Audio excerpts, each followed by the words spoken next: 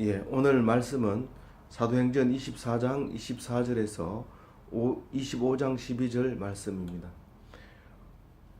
수일 후에 벨릭스가 그 아내 유대 여자 드루실라와 함께 와서 바울을 불러 그리스도 예수 믿는 도를 듣거늘. 이 벨릭스는 로마 총독으로서 유대를 다스리고 있습니다. 이 벨릭스가 바울의 재판을 합니다. 그 천부장이 바울을 유대인 손에서 구출해서 내서 로마 시민이라는 것을 알고 벨릭스에게 보냅니다.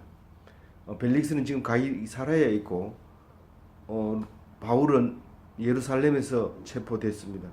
먼 길을 긴급 수송해서 벨릭스에게 보냈는데 그 벨릭스는 죄가 없음에도 불구하고 판결을 내리지 아니하고 구류 미결수로 이제 수용을 하고 있습니다. 이제 감옥에 있는 이제 그 바울이 이 벨릭스에게 신학을 가르치는 이야기가 오늘 나옵니다. 벨릭스는 앞으로 2년 정도 이제 임기가 남았는데 그 임기 기간 동안에 내내 미결수로 감옥에 넣어놓고 신학을 배우면서 풀어주지 않습니다. 그 후임자가 이제 와서 두 번째 재판을 하고 결국은 로마로 보내게 되는 이야기가 오늘 말씀입니다. 이 벨릭스는 부인 이름이 드루실라입니다.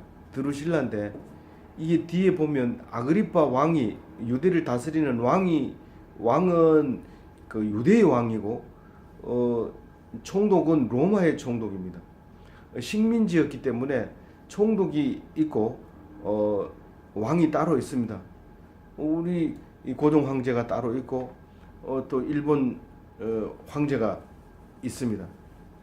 그 황제가 있고 또 여기 한국에 와 있는 총독이 있는 것처럼 그렇게 일본 시대 때 있는 것처럼 똑같이 총독이 이제 왕이 있고 총독이 있고 그렇게 했던 거죠. 치안이나 안전이나 이런 모든 것들은 이제 총독이 책임을 지게 되고 왕은 그야말로 이제 시중을 받고 이제 그 나라의 평안을 정치를 위해서 이제 결정을 하고 백성들을 다독이고 그렇게 하는 게 왕의 임무죠. 근데 이제 여기에 이제 아그리파 왕이었는데 요때 이 아그리파 왕의 부인이 버니게라고 합니다. 이 아그리파 왕의 부인 버니게와 드루실라는 자매 사이입니다. 근데 아그리파는 그럼 어떤 사람이냐면 버니게의 오빠입니다. 그러니까 그 친 여동생 있죠. 버니게가 친 여동생과 이제 결혼을 해서 이제 왕위를 가지고 있는데 그 버니게와 드루실라가 친자매입니다. 그 드루실라가 벨릭스의 이제 부인이죠. 근데 이 벨릭스는 이제 그 성경에도 나오지만은 악한 왕으로 나옵니다. 악한 총독으로 나옵니다. 그 뒤에 후임자로 오고 있는 그 이름이 베스도. 이 베스도는 후임으로 와가지고 참 착한 이름으로 나오지만 성경에서는 오늘 이 사도행전 이외에는 이름이 나오질 않습니다. 그리고 역사학자들도 베스도에 대해서는 그렇게 쓰지 않습니다. 나중에 이제 베스도가 이제 그 암살을 당해서 죽기까지 62년도에 암살돼서 이제 나중에 알비누스라고 하는 그 황제 총독 자리를 물려주면서 이제 사망하게 되는데 이 베스도에 대한 얘기는 잘 없지만 이 벨릭스는 네로 황제의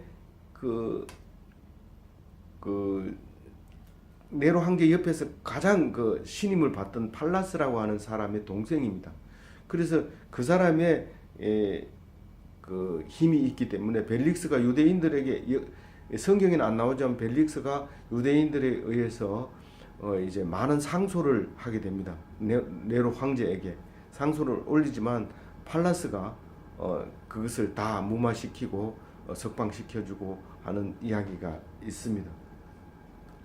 그래서 이 벨릭스가 여전히 오늘 읽은 27절 말씀까지 24, 25, 26, 27 이 네 절 속에 나쁜 상태로 등장을 하게 됩니다. 우선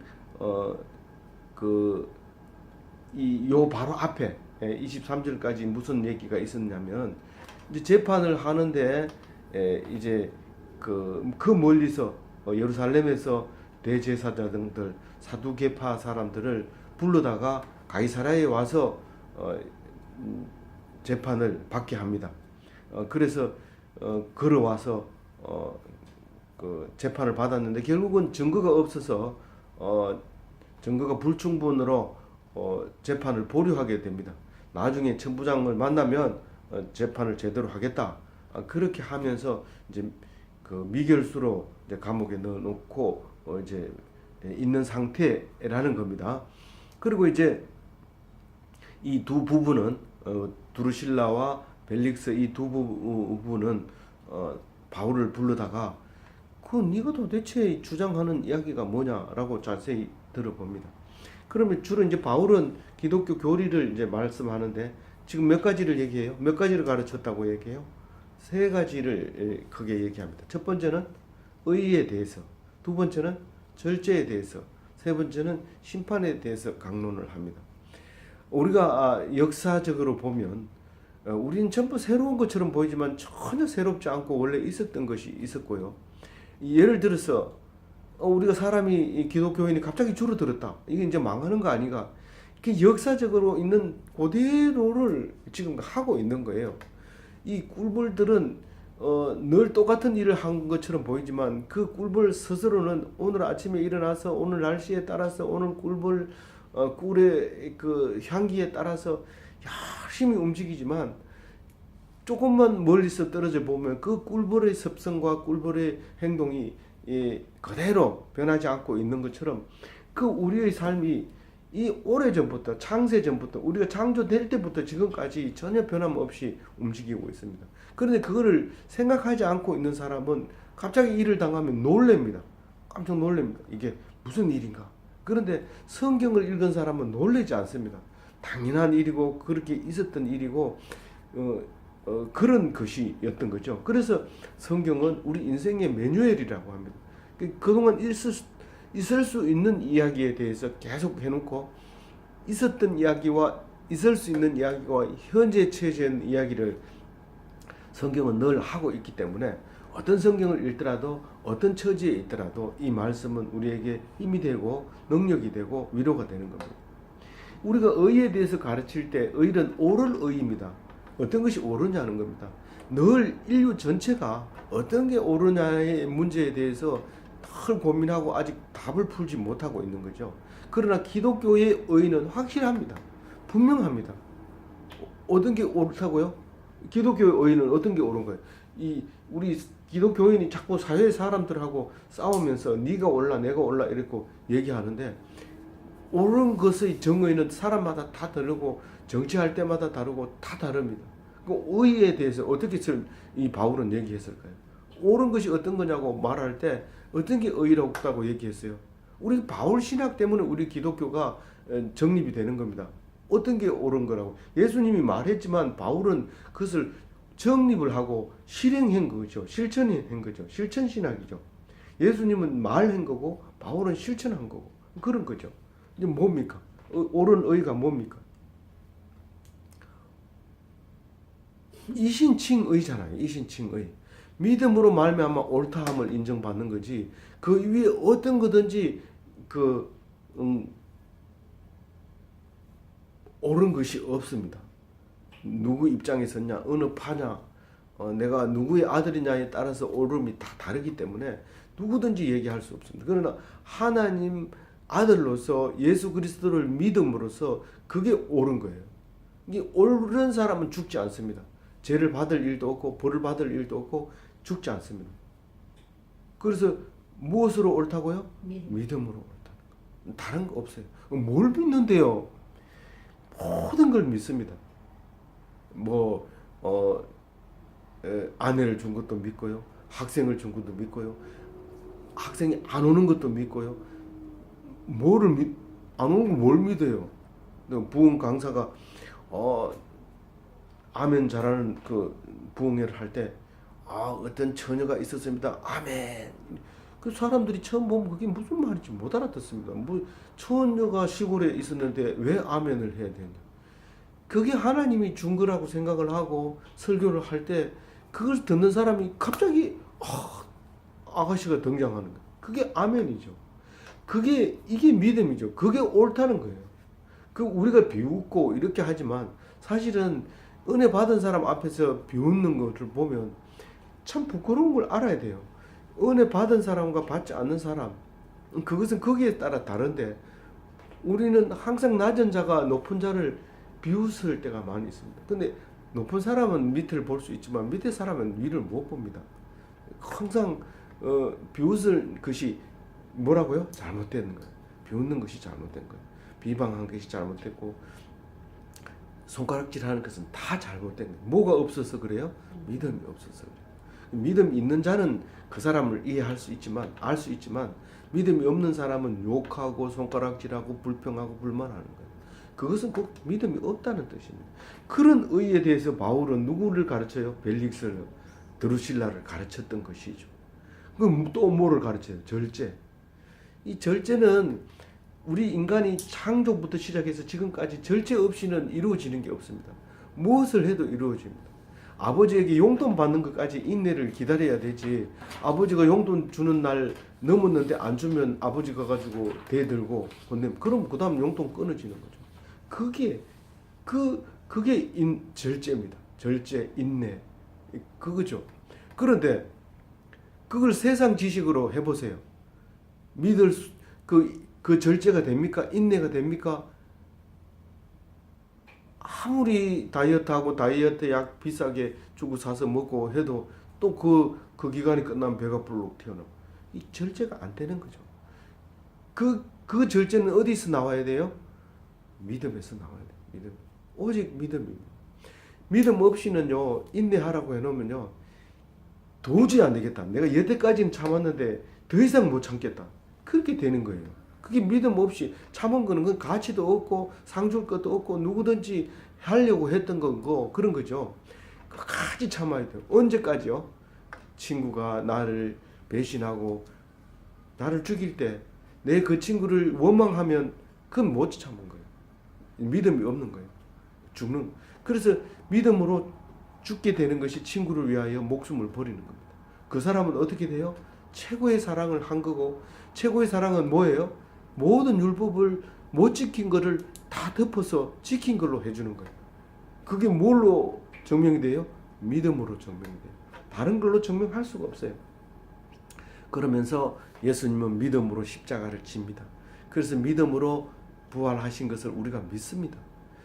예수님이 믿음이 뭘 우리가 믿는 거죠.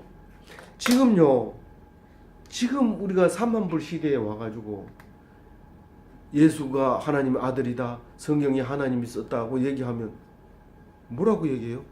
아직도 그것을 하나님이 썼다고 믿는 사람이 있단 말입니까?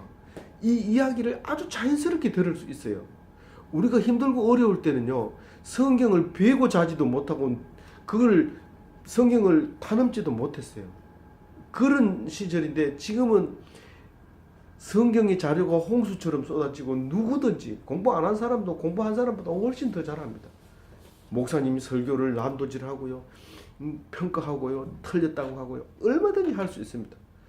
목사님보다 훨씬 더 훌륭한 지식을 가질 수 있는 성도들이 있어요. 그게 믿음이 없는 거죠. 그렇게 밝게 갈 수 없는 거죠. 그래서 믿음이 없는 것을 답답해하고 속상해하고 그렇게 할 이유가 없는 거예요. 당연한 거예요. 그럼 이때 우리가 어떻게 해야 될까요? 믿어야 되죠. 너희들이 믿는 자를 보겠느냐? 말세에 믿는 자를 없다는 거예요. 그것이 지금 우리 2018년도에 와가지고 그게 그런 게 아니라 그 전부터 없었다는 거예요. 예수님이 말씀하신 거예요. 믿는 자는 없는 거예요. 그래도 지금 대형 교회는 얼마나 믿는데 지금 무슨 소리 하는 거예요? 안 믿습니다. 무리들이죠. 장차 오는 심판을 강론하니, 장차 오는 심판이 뭡니까? 우리가 그 전에 예수 천당 불신 지옥 하면 무서워가지고 덜덜덜 떨면서 교회에 나왔습니다. 우리는 왜 교회에 나오냐? 지옥 가지 않으려고, 천국 가려고. 근데 지금 천국 간다 그러면 지금 그걸 믿고 있나? 지금 시대가 어느 시대인데 지금 죽어가지고 천국 간다. 나는 죽어가지고 살아난 사람 한 사람도 못 봤다. 네 말도 안 되는 거 묻지 마라.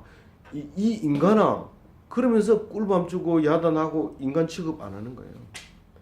근데 지금이야말로 심판을 믿어야 됩니다. 그렇게 못된 짓을 해가지고 천국 가가지고 그거 덜통나면 어떡할래? 그거죠. 덜통나죠. 덜통나는 내세를 우리가 내세로 보는 거지. 덜통 안 나는 내세는 그건 내세도 아니죠. 귀신을 잘 섬기면 좋은 곳에 간다. 그거는 아니죠.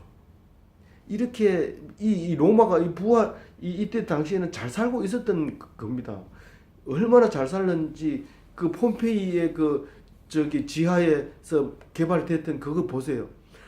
너무 먹는 재미만 느끼다가 먹고 토하고 성욕과 식욕 그 속에 만취되어 있던 폼페이의 그 시가 드러나잖아요.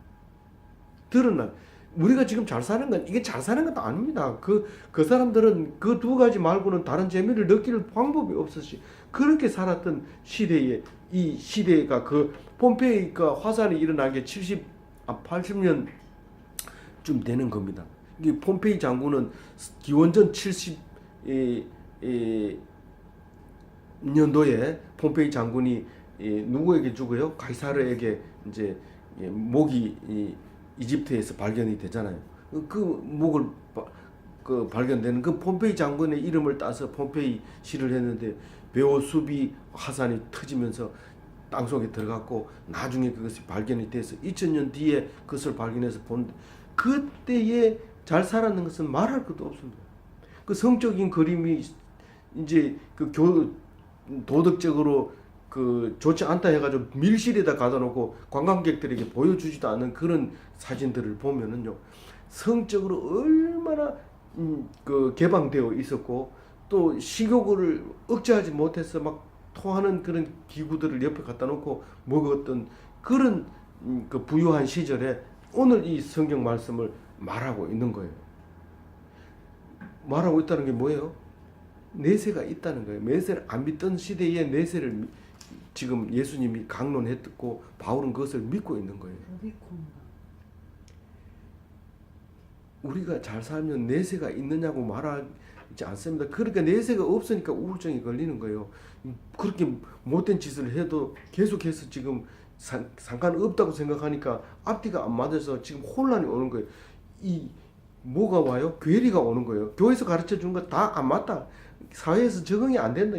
이거 안 맞다는 거예요. 그것 때문에 괴리가 오는 거고, 이 벨릭스는 똑같은 괴리를 느껴요, 안 느껴요? 지금 느끼고 있잖아요. 그렇게 강론하니까 벨릭스는 어떤 느낌이 들어요? 두려워하는 마음이 느껴요. 내가 이러다가 지옥 가겠다. 내가 지금 참고 있다고 그랬는데 이게 참는 게 아니구나. 언젠가는 터지겠구나. 그거를 가지고 있어서 두려웠고, 또 의라고 하는 거 어떻습니까? 내가 옳다고 하지만 저 백성들이 옳지 않다고 하면 옳지 않는 거다. 저 유대인들이 옳은 거지 내가 옳다고 하는 거 소용없다. 이거를 지금 가지고 있었던 거죠. 그래서 두려워하지만 현실은 어때요? 내가 총독이잖아요. 내가 예수 믿으면 종교를 탄압한다고 해가지고 종교를 자유를 주지 않는다고 해가지고 들고 일어날 사람들이 뻔한 거죠. 그냥 그걸 못하는 거예요. 그래서 어떻게 해요? 지금 가라. 내가 조용해지면 내가 믿을게. 어떤 면으로 보면 내가 퇴직하면 네가 믿을게. 내가 이 자유에서 벗어나면 내가 믿을게. 그렇게 생각했던 게 분명한 거예요. 텀이라는 게 그겁니다. 결국은 내 사업이 잘 되면 교회 갈게. 내가 이 일을 마치고 나면 교회 갈게. 그리고 교회를 계속 미루는 거나 마찬가지입니다. 그래서 교회가 바쁩니다. 자기 일도 완벽하게 해야 되고 교회 일도 완벽하게 해야 되는 얼마나 바쁩니다. 교회 일은 또 얼마나 복잡합니다. 옛날 교회는 가가지고 그냥 밥만 먹고 오면 됩니다. 교회 가서 밥만 물론 우리가 다닐 때는 밥도 안 주는 교회죠. 예배 끝나면 다 집에 가는 거지. 어디 거기서 밥 먹어요. 밥 먹을 시설이 없는 그런 교회에 다녔지만 지금은 밥 안 주는 교회가 없습니다. 그건 뭐 닮아서 그래요? 절에는 가면은 누구든지 밥을 줍니다. 그래서 그 가다가 절이 있으면 가서 밥 얻어먹고 오고 그렇게 한 거죠. 그, 그 집도 절도 없다고 할 때 그 절은 그만큼 이렇게 베풀었던 곳이 절이죠. 그리고 힘들었던 곳은 거기서 절에서 잘 수도 있고 그랬던 곳이죠. 근데 우리가 지금 그렇게 밥을 먹는 게 당연하게 생각을 하고 있지만 거기 현실적으로 신앙을 갖다가 대놓으면 어려워지는 거예요. 그래서 텀이 안 납니다. 이 사람은 텀이 안 납니다. 결국은 임기 끝날 때까지 텀이 안 나고 예수를 믿지 못하게 되면 나중에 이제 암살돼서 죽게 되는데 그렇게 이제 그 현실적으로는 안 맞아서 지금 믿지 못하고 있는데 그러면서 또 뭐예요? 교회 가가지고는 막 가슴이 뜨겁지만 나오면은 일단 교회를 내려놓고 세상 일을 하죠. 근데 세상 일에 빠져놓으면 세상 일에 집중하게 됩니다. 이 총독은 돈을 받을 생각을 하고 있습니다.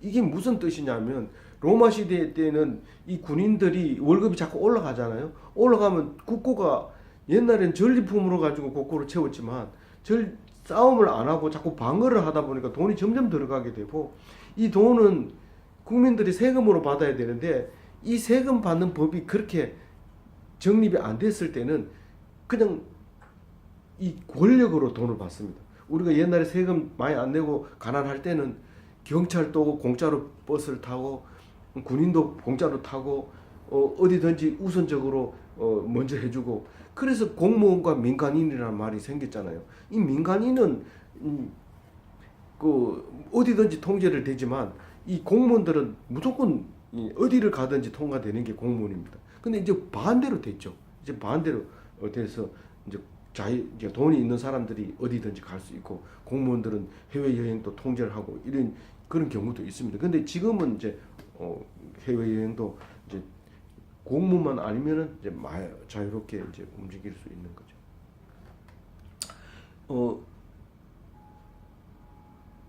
그래서 이제 이 돈을 받을 생각을 한 거예요.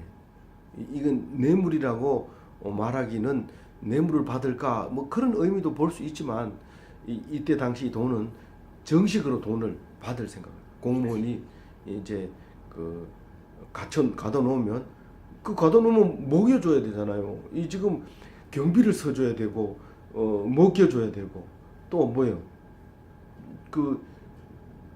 하여튼 뭐 경비하고 먹여주는 것뿐만 아니라 배설물까지 다 채워줘야 되니까 이거 복잡한 게 아니에요. 또 그 면회 오면 면회도 열어줘야 되고 또 뭐 이게 복잡하니까 돈을 받아야 돼요. 근데 바울은 빨리 처결해줘라. 내가 뭐 여기 있고 싶어서 있는 거 아니냐 그거죠. 근데 돈을 받기 하기 위해서 자꾸 이제 암시를 주는 거죠. 그래서 불러가지고 뭐 오늘 별일 없냐? 뭔 뜻이에요? 돈 줄 거 없냐 이 말이죠. 그렇게 자꾸 불러봤던 것이죠. 그래서 이제 2년이 지나면 이제 베스도가 이제 후임자로 오게 됩니다. 27절 같이 읽어볼게요. 이태가 지난 후 보르기오 베스도가 벨릭스의 소임을 이어받으니 벨릭스가 유대인의 마음을 얻고자 하여 바울을 구류하여 두니라. 이 벨릭스가 풀어주지 않았다는 겁니다. 그 2년 뒤에 이제 베스도가 옵니다. 와가지고 이제 재판을 하는 얘기가 25장에 이제 나오게 되는데 25장 1절 한번 읽어볼게요. 베스도가 부임한 지 3일 후에 가이사라에서 예루살렘으로 올라가니 지금 가이사라에는 이제 총독들이 사는 관저가 있고 거기서 이제 부임을 합니다. 근데 제일 큰 도시 예루살렘은 이게 이제 예루살렘을 통치해야 되는 치안을 담당해야 되는 게 겁니다. 물론 이 가이사라는 지금 지중해 배를 타고 로마로 빨리 신속하게 갈 수 있고 올 수 있는 자리인 거지만 이 예루살렘은 예루살렘 사람들, 유다 사람들이 사는 동네고 중심지였기 때문에 이제 거기를 초도순시하는 거죠.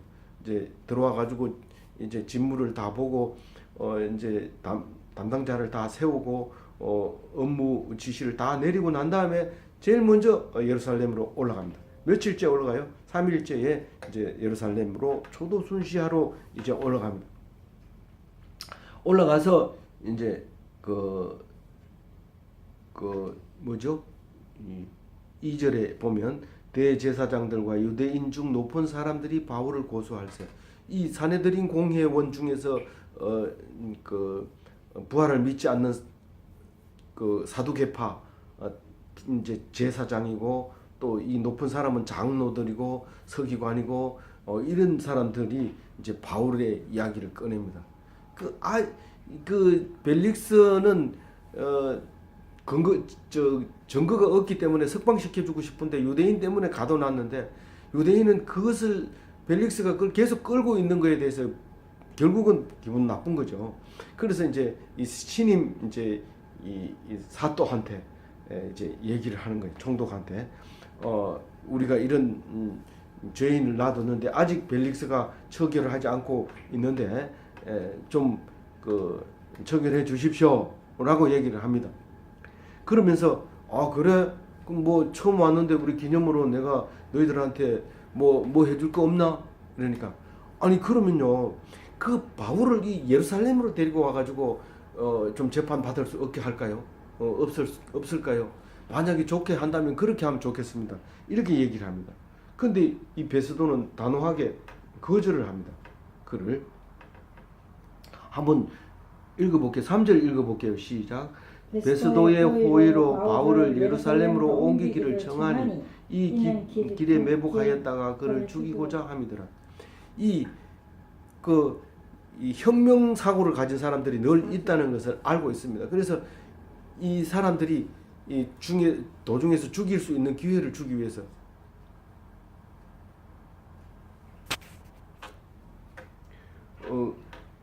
그래서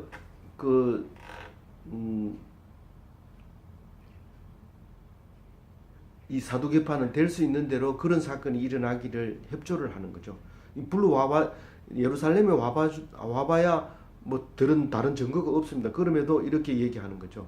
그런데 이제 베스도가 단호하게 어떻게 거절합니까? 4절 베스도가 대답하여 바울이 가이사라에 구류된 것과 자기도 멀지 않아 떠나갈 것을 말하고 지금 바울은 가이사라에 구류되어 있다.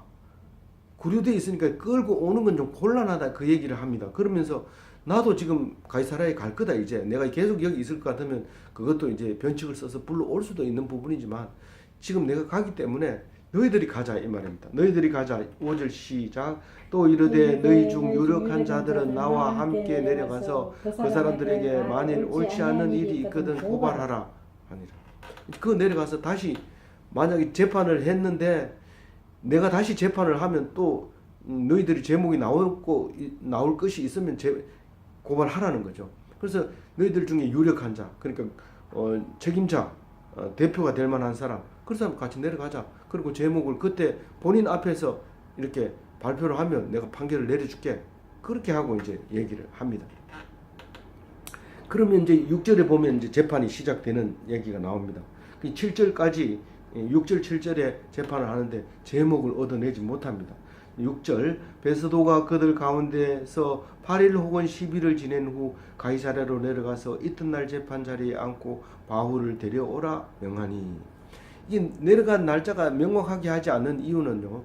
이 오류를 만들 수 있어요. 며칠 날 갔다 이런 거 이튿 날에 재판 열었다 이러면 사실은 임금은 빨리 갑니다. 총독은 말을 타고 가기 때문에 빨리 갑니다. 근데 이 대제사장들은 낙이나 뭐 이런 것 하기 때문에 빨리 못 갑니다.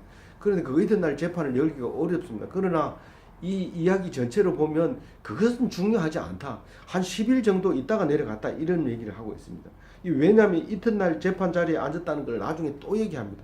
그럼 왜 그러냐면 자기는 성실하게 이 재판을 이행했다는 것을 그 가이사에게 그때 가이사는 누구였죠? 바로 왕이었는데 바로 황제에게 쓸 때 자기가 이튿날 재판을 열었다는 얘기를 해줍니다. 성실하게 재판에 임했다는 얘기를 하기 위해서 이렇게 표현을 하고 있는 겁니다. 그래서 이제 7절에 보면 그가 나옴에 이제 바울을 불러왔죠. 이튿날 이제 재판을 열기 위해서. 그래서 이제 바울이 이제 구치소가 저기 궁이에요. 궁. 헤롯이 지은 궁에서 이제 살다가 나오는 거예요.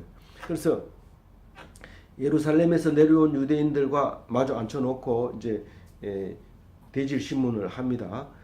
그래서 중대 사건이라고 말하면서 발표하는 것이 증거가 없는 글을 발표합니다. 아무리 죄에 이제 심증은 있어도 물증이 없으면은 이건 결론을 내리지를 못합니다. 그래서 능히 증거를 대지 못함으로 이제 증거 불충분으로 결론을 내리지 못합니다. 그런데 이제 거기 결론을 못 내리니까 바울이 결론을 내립니다. 8절 읽어봅니다. 바울이 변명하여 이르되 유대인의 율법이나 성전이나 가이사에게 내가 도무지 죄를 범하지 아니하였노라. 내가 죄가 없습니다. 율법에 대해서도 성전에 대해서도 가이사의 황제에 대해서도 아무 죄가 없습니다.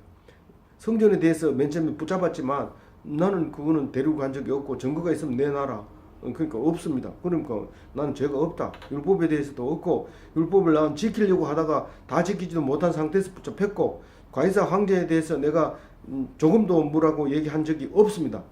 그러니까 9절에 이제 이렇게 얘기합니다. 네가 죄가 없다고 이렇게 얘기합니다. 이거는 지금 유대 요번에 이 초도 순시 때가 대접 잘 받은 것 때문에 지금 한마디 하는 거예요. 이 9절 읽어봅니다. 베스도가 유대인의 마음을 얻고자 하여 바울들은 묻되 네가 예루살렘에 올라가서 이 사건에 대하여 내 앞에서 신문을 받으려냐? 내가 네 때문에 내가 예루살렘에 올라가겠다. 네가 지금 죄가 없다면 예루살렘에 많은 정인들이 있을 텐데 그 사람들 앞에서 한번 받아볼래? 네가 진짜 죄가 없냐? 이렇게 이제 공갈 비슷하게 치면서 네가 당당하다면 한번 올라가 보자. 그 얘기를 합니다.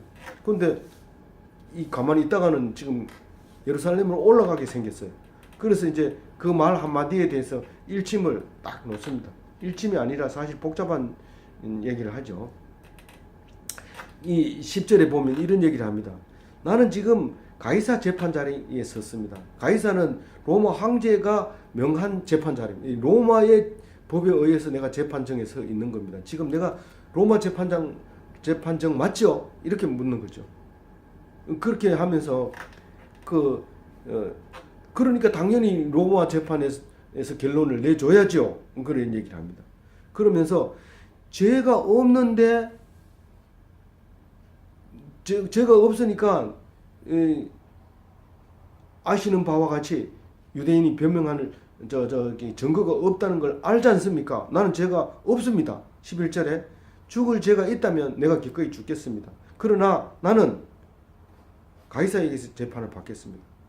유대인의 고발에 증거가 없으면 나는 증거가 없는데도 나를 유대인에게 내어줄 수는 없습니다. 로마법에 이렇게 얘기합니다. 그런데 나는 가이사에게 상소를 신청합니다. 로마 시민으로 당연한 권리를 가지고 가이사에게 상소권을 주장합니다. 그렇게 얘기를 합니다. 그러니까 이게 베스도가 처음 부임해가지고 와가지고 며칠 안 돼가지고 이 사람 말 듣고 저 사람 말 듣고 얼떨떨한데 이런 말을 딱 하니까 잠깐 휴정 그리고 잠시 기다리라 내놓고 이제 해석자들을 불러가지고 야 지금 얘가 지금 이렇게 주장하는데 증거는 없지? 그러면 유대인에게 넘겨줄 수 없다. 근데 앞에 사람은 계속 미직되고 지금 붙들어 놨는데 이거를 그대로 둘 수는 없고 판결을 내려야 된다. 증거는 없고 야가 시민권이 있는 게 확실하다. 그럼 상소권이 그러면 인정해 줘야 된다. 인정해 줘야 되죠. 그러면 좋다. 우리 골치 아픈데 그냥 넘겨주자. 그래서 이제 발표를 합니다. 빨간 것이 이거 봅니다. 내가 가이사에게 상소하였으니 가이사에게 갈 것이다. 이제 황제에게 상소를 신청했으니까 인정한다. 상소 신청을 수락한다 하고 발표를 합니다. 그럼 이제 유대인들이 발각할 것 같지만 사실은 그게 아닙니다. 유대 땅에 있는 것만 해도 기분 나쁜 겁니다. 지금 로마에 이 바울이 가버리고 나면 이 예루살렘에는 평안합니다. 그리고 그놈이 죄인이라고 얘기하고 또 이제 사람들한테 얘기하면 그 사람 말을 들으면 안 된다고 얘기하고 그렇게 말할 수 있는 위치에 있기 때문에 골치 아픈 사람이 눈앞에서 사라지니까 유대인들도 그렇게 반대하지 않았던 거예요. 그렇게 해서 이제 로마로 가게 되는 게 이제 결정이 났습니다.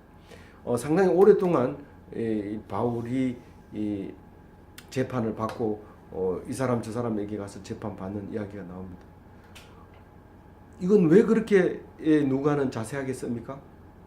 예수님이 그랬다는 거예요. 이 사람한테 가서 재판 받고 저 사람한테 가서 재판 받고 어떤 사람은 병이 걸렸는데 병원에 갔더니 한 사람이 저기 진단 맞고 약 먹고 주사 맞고 수술하고 이러면 끝날 줄 알았는데 거기다 앉혀놓고 뭐 온갖 의사들이 이어와서 만져보고 저 의사가 와서 만져보고 몇 개 보고 이렇게 한다는 거예요. 그런 과정을 거쳐서 이제 그 사람을 어떻게 처치할 건가 그렇게 결론을 내린다는 거예요. 우리가 세상 살면서 재판하면은 간단하게 일이 해결될 것 같지만 그렇지 않고 이 사람은 그 일을 가지고 또 얘기하고 이 사람은 또 그 일을 가지고 얘기하고 온갖 얘기를 합니다. 자기가 소속되어 있는 사람들 속에서 다 그 일에 대해서 마무리 지을 때까지 그 이 한 가지 일이 시끄럽게 일어나는 것을 볼 수 있습니다. 아무쪼록 우리는 그 이 사건을 보면서 오늘 내가 벨릭스 같은 사람이 아닌가, 믿음도 가져야 되고 세상도 가져야 되고 그래서 이 신앙의 괴리라고 하는 단어를 사용해서 내가 어떻게 해야 될지 모르겠다. 그럴 때 결론은 한 가지입니다. 우리는 쉽게 내릴 수 없는 거지만 예수님도 쉽게 십자가 진 거 아닙니다. 땀이 피가 되도록 기도하고 지신 십자가입니다. 우리가 어떻게 그렇게 쉽게 십자가를 질 수 있겠습니까? 우리는 두 가지 마음이 있는 것은 십자가를 안 지려고 하기 때문에 두 가지 마음이 있고 괴리가 있는 것입니다. 교회에서 좋은 소리 듣고 사회에서 좋은 소리 듣고 일 잘 풀리고 교회 직급도 상승하고 이런 일을 기대하고 있기 때문에 괴리가 일어나는 겁니다. 예수 십자가를 기억하면서 벨릭스처럼 괴리에 빠져서 나쁘다고 총독은 다 나쁜 거 아닙니다. 이 베스도는 좋게 그래도 나타나. 우리 본디오 빌라도 나쁜 총독이잖아요. 그것을 기억한 것처럼 벨릭스를 그렇게 기억한 것처럼 우리는 바울 때문에 벨릭스가 영원히 나쁜 총독으로 예수님 때문에 본디오 빌라도가 나쁜 총독으로 남아 있는 것처럼 우리가 그 나쁜 총독이 되지 않기 위해서는 하나님 앞에 믿음으로 온전히 십자가를 질 수 있는 기독교인이 되어야 할 것입니다. 그래서 내세에 영원한 나라에 들어갈 수 있는 귀한 하나님의 축복받는 기독교인이 다 되시기를 주님의 이름으로 축원드립니다.